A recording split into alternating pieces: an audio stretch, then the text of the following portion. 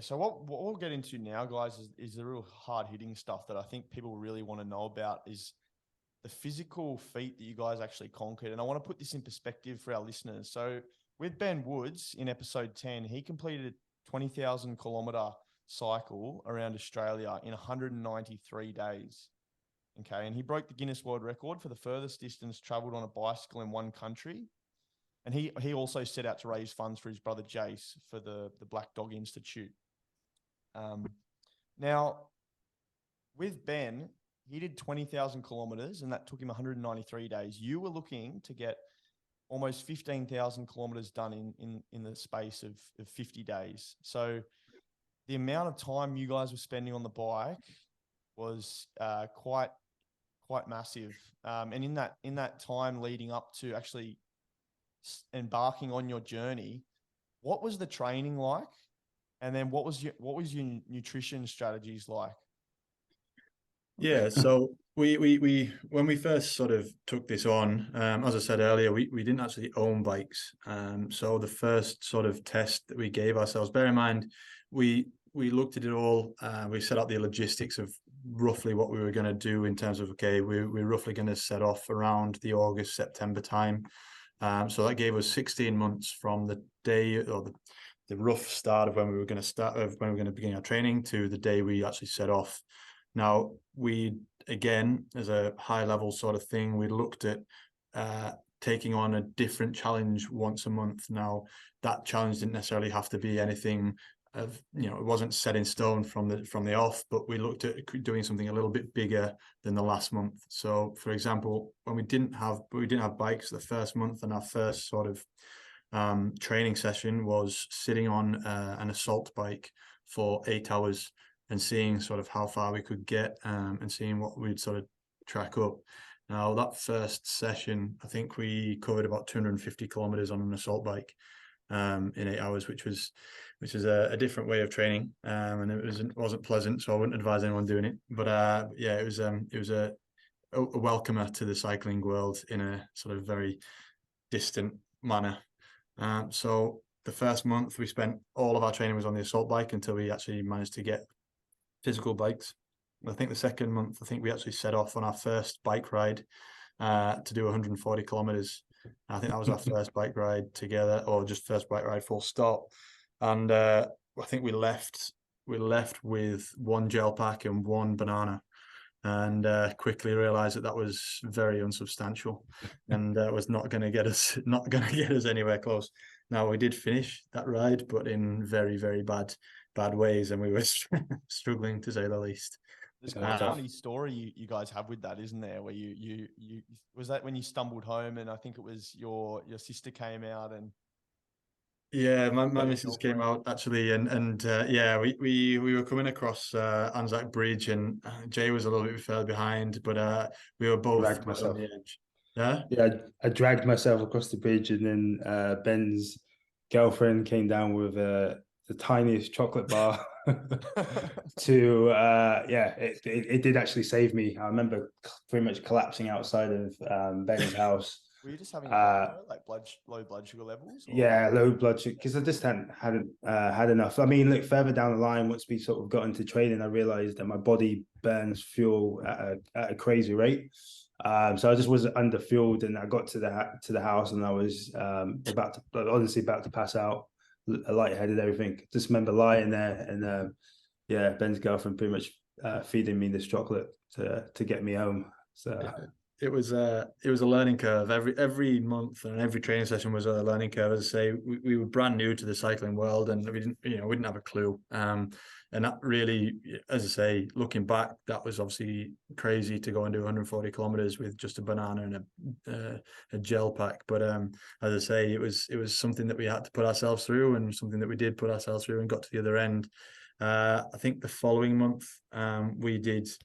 Again, this is in lockdown, so I think the furthest we could actually go was 5 kilometers from our house, which happened to mean that we could fit Centennial Park into both of our 5 kilometers. So we set ourselves a task of doing 342 kilometers. It's 200 miles around Centennial Park, which was something like 84 laps of Centennial Park, a 3.8-kilometer circuit, round and round and round. So that was our next sort of task and our next sort of little challenge that we set ourselves. But again, as you've said, like our nutrition sort of from that point, from that sort of first ride, was always just eat as much as you can and eat it, regularly, and just keep eating because we were smoking through calories, through calories every single day, every time I got on a bike. But I mean, look, Jay, I'll let you take us through our typical week and what that sort of broke down to. That was pretty intense as well. I mean, look, I can go from a bit about training and a bit about nutrition for the week. So, I mean, everything was like Ben was saying, everything was a challenge. So, I think Monday we had interval Mondays. Looking back at the old Instagram post the other day, I was going through everything. So, yeah, Monday we used to have interval Mondays, which was an hour to 90-minute session. I think we started getting a bit longer with those sessions towards the ride, but it was about an hour to 90 minutes of just intervals using Zwift, and that was, I think we were just picking training plans at random. We were just doing tempo rides or intervals back up and down with different watts. Like we're just doing a bit of everything, but we realized that we were trying to hit zones with our heart rates. Everything was just learning as we were going along. We had really no idea. We watched a couple of YouTube videos, read a couple of blogs and stuff like that, and just winged it a little bit as well. But we started to learn about the importance of going through the zones and training, spending a certain period of time in a zone and letting your body recover, and then in zones again. Tuesdays, I can't even remember what Tuesday. I think Tuesday like a 80 to 90-kilometer ride on the trainer. Yeah, so we're doing a bit of a longer ride. I guess that was kind of a bit more of an endurance based, zone 1, zone 2. I think we did that again on the Thursdays again as well. Wednesday, off the top of my head, can't remember what Wednesdays were. I can't remember what Wednesday was, but probably something bike related. And then Friday was kind of a bit of an interval again, and then Saturday, Sunday was the longer ride. So Saturday, Sunday, I think we were originally, just trying to aim for a 200-kilometer weekend. So 100K on a Saturday, 100K on a Sunday. Just getting used to doing back-to-back days. As that evolved into 150Ks or a 200K Saturday and a 200K Sunday, it started to get into a 400K weekend. As it evolved, the kind of I guess terrain started to change. We started to try and hit elevation goals. So we maybe be trying to hit a 2,000-meter elevation on a ride, or go into a different location and trying to ride to a certain point and ride back. And we again, every week we were trying to make it a little bit more difficult and trying to think of what we would see on the road. So even to the point where I was looking outside, Ben was probably the same as well. We were looking outside, and if it was raining, we'd be like, okay, right, we'll get out on the bike. Where most people would be staying at home on the indoor trainer, we were like, right, this is an opportunity to go and ride in the rain. So you go out for 10, 12, 15 hours out on the bike in the rain just to do like a bit of training in the rain. To be honest, that did pay off, because we had a little bit of rain while we were on the road, not too much. The one thing that we probably didn't train enough in was the cold. I think when we first started training, we were in a bit of cold temperatures, but then it quickly kind of warmed up, and we maybe didn't have enough the colder temperatures because it was pretty cold while we were on the road. Everything that we trained for, all the sort of challenges and random things that we tried to do. I mean, one of the things that we tried to do was a 24-hour ride. That was on the home trainer, but everything that we did try and do and the challenges that we set ourselves within our training happened to end up occurring, or we could relate to it whilst we're actually on the ride. We rode for 16 hours. I think that was our longest day, 16 hours one day. And we can refer back to the time we tried to do a 24-hour ride, or you know, days when it was freezing cold. We, you know, we don't have as much as that, but we did training a lot in the rain, so you can refer back to that. And when it was raining and stuff like that, or when you're struggling to have energy, you can refer back to the time when we had no food and we were just riding anyway. So a lot of the things that we trained for actually did eventuate and actually occurred whilst we were on the ride, which was pure fluke, to be quite honest with you. But it just meant that we had tried to cover a lot of bases within our training.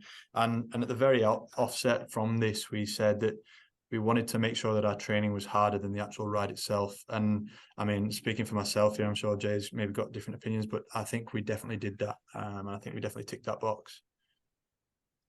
That's incredible, guys. And I think, like, did you do much variety kind of work? Did you, like, were you always on the bike, or was it, were you ever doing running or swimming or any other? Well, look, we both had, I mean, as I say, we did both lose our jobs, but we both had full-time jobs. We both started new jobs as well. So obviously at the time of starting a new job, you want to, you know, be present and make sure that you're putting in the hours and stuff like that. So anything other than riding was difficult to fit in. As I say, our smallest session, or our shortest session, was an hour, and if not 90 minutes moving through it. So there wasn't much time to fit anything else in. And we were really conscious that, as I said, we weren't cyclists. We're not cyclists. We hadn't done that sort of thing. So our training really had to come into being able to cycle for prolonged periods of time. So that's really where our focus was. We did try to integrate some sort of weight training / strength, like stretching and yoga into it. But at the same time, we were struggling with just being able to commit to everything at the same time. I mean, our actual training weeks were from anywhere between 20 and 35-hour weeks on top of our normal jobs. So if we weren't at work, we were training.